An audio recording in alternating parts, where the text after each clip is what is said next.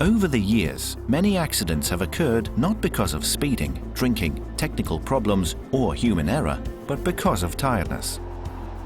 Tired long-distance drivers nod off while behind the wheel, inadvertently letting the truck drift from its lane.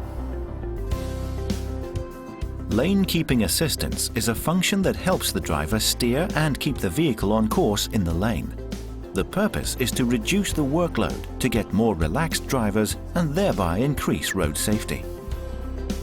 The driver uses the steering wheel to easily select the desired position within the lane, centered, left or right.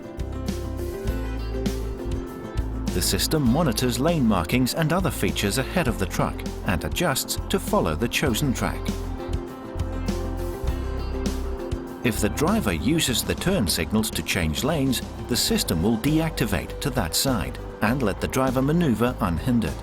In case the driver actively steers across lane markings without using turn signals, the lane keeping assistance detects this and stands down until the driver returns to calm driving.